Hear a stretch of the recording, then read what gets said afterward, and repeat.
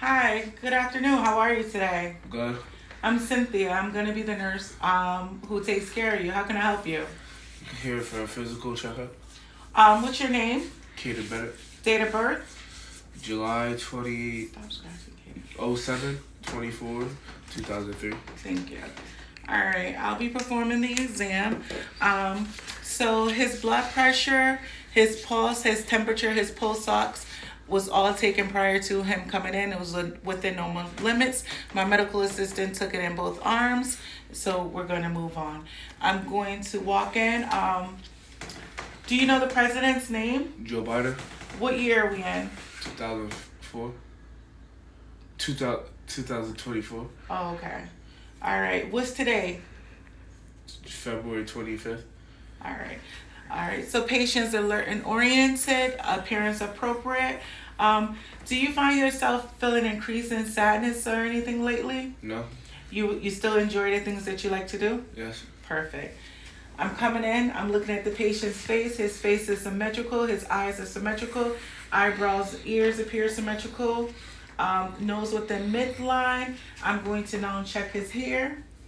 His hair, no missing areas, no lost hair, no gaps, and no lumps. Alrighty. I'm going to now check his ears. Any pain when I touch your ears? No.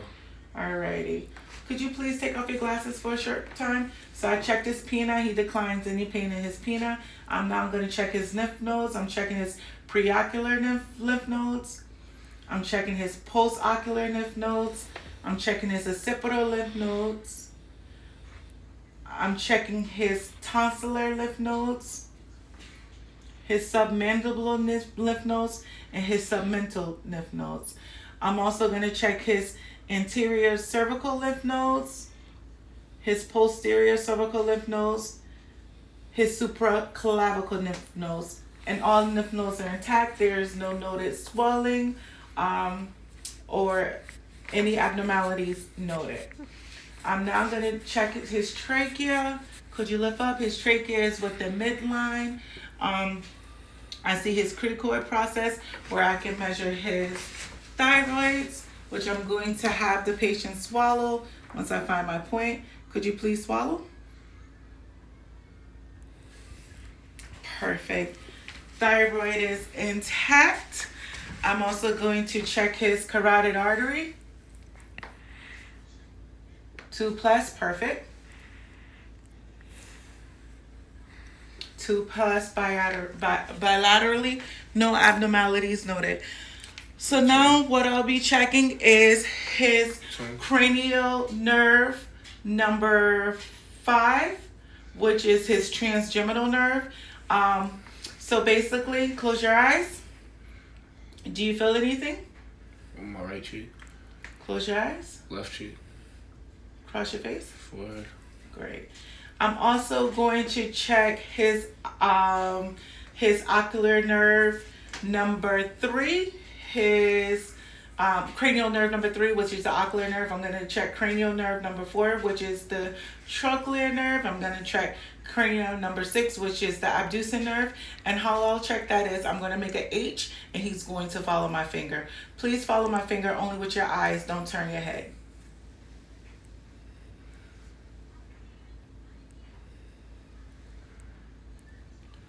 Perfect. All right, now I'm going to check his optic nerve number 2. And my octoscope is currently, I'm turning it on, and it's currently measured to level 9 so that I can see properly in his eyes. But first I'm going to see how his eyes react to light. Perfect. Please just look forward. Look forward. Look at me. Perfect. Pupils constrict bilaterally. They're equally reactive to light bilaterally. Now I'm going to check to see if I see any veins or anything behind his eyes that could be evidence of AV nicotine, which is hypertension, or diabetic retinopathy, which is bleeding behind the eyes. I need you to just look forward.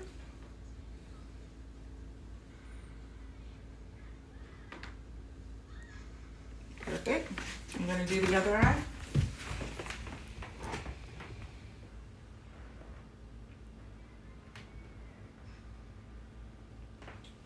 Perfect. No evidence of bleeding behind his eye. I also want to check his lips. His lips are pink, moist, no open areas. Please stick out your mouth. Open up. Can you tilt your head back? Stick out your tongue. Mucous membranes intact. Bimucal membranes intact. Top pilot of his mouth intact. Tongue is average pink, no open areas. Teeth intact.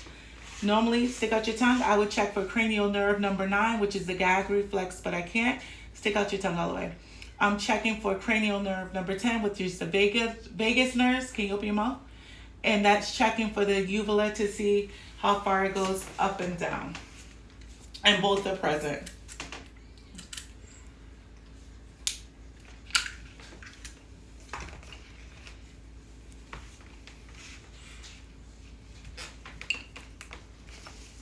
I'm going to check for his, I'm now going to check his acoustic, which is cranial nerve number 8. And I'm going to look into his membranes, into his ear. I'm pulling his pen up and back. I see cerumen, but his tympanic membrane is a pearly, lookish gray color. His external canal does not look inflamed. It's intact, no issues. And that's in his right ear. His left ear, I do see cerumen, tympanic membranes intact. External ear, no inflammation. No problems bilaterally. I'm going to now check your nose.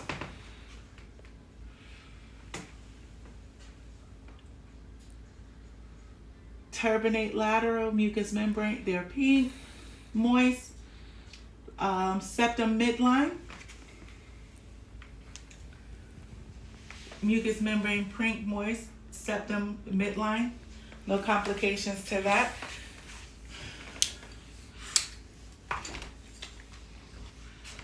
I'm going to do the hearing test I'm going to tap this test. I'm going to tap this instrument and I'm going to put it behind your ear. When it stops vibrating, let me know. All right? All right. I'll do it to both ears. Do you hear it? Stop. Stop. Stop. Stop. Good. You hear it? Yep. Stop. All right. You hear it? Yep.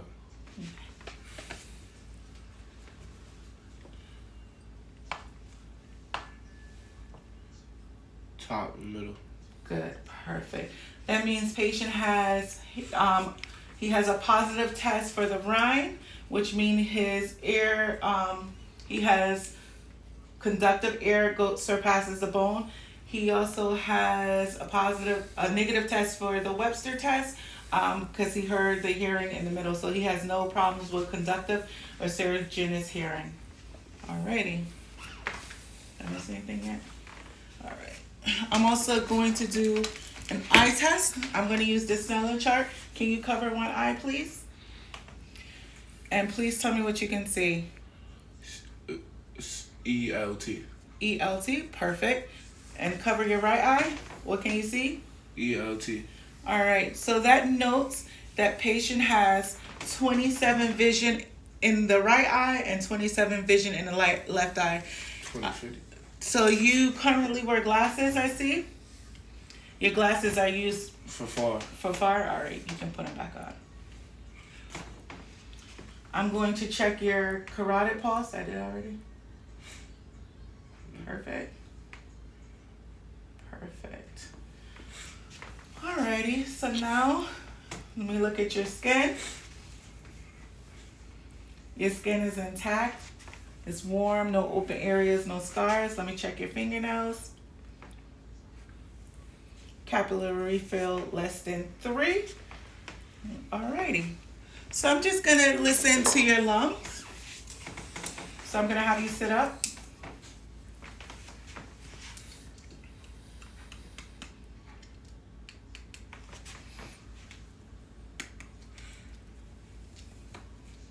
I'm in the intercostal space.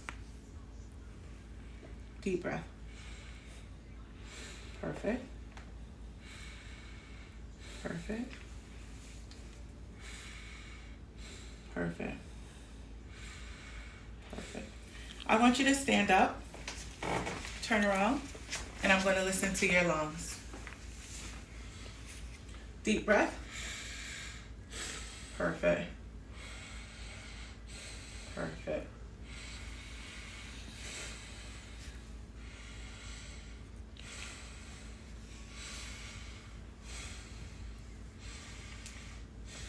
Perfect. Lung sounds clear bilaterally.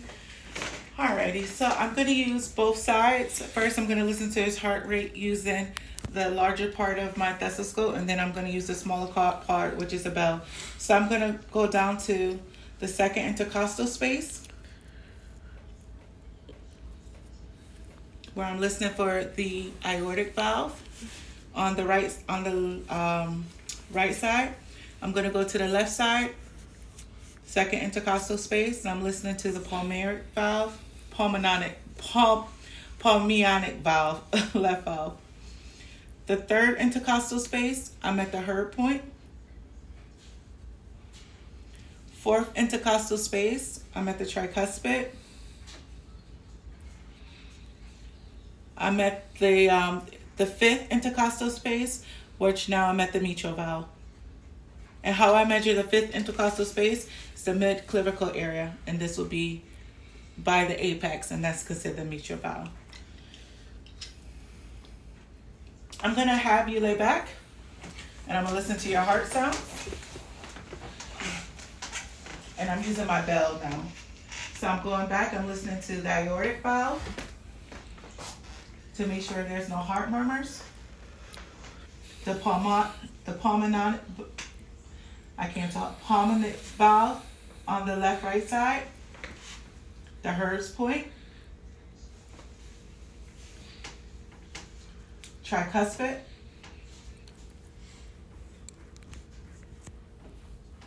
And the mitral valve.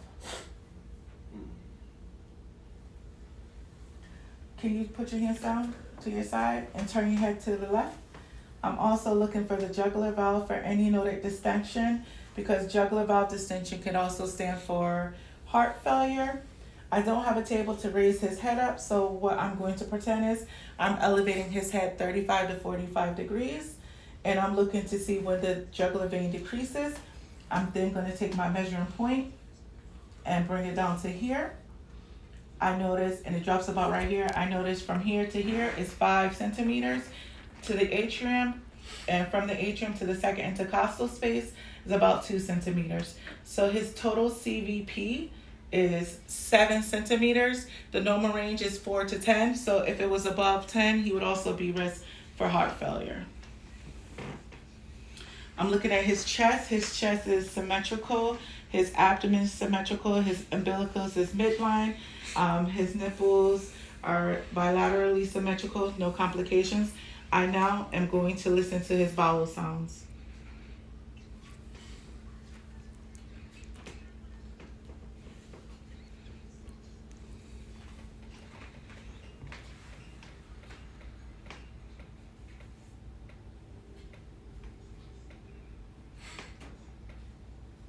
All right.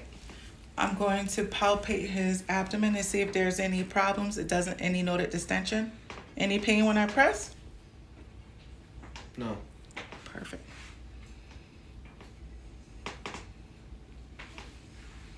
Feels okay? Yep. I'm just going to cuff my hand underneath your back, and I'm going to check for your spleen. Spleen or liver, not palpable. All right. You can sit up now. All right. You know what? I forgot one more process. I got to check your apical and your radial. I'm sorry. Now I'm checking his apical and radial together against my watch for 30 seconds. And then I'll multiply it by 2. And this is just basically telling me his heart flow, make sure it's not any obstructions or in any abnormalities, because they should be kind of they should be in line with both. They both should be accurate. I counted it for 30 seconds. His pulse is 64. Alrighty. Alrighty, sir. Thank you for your patience. You have a great day. You sound like you're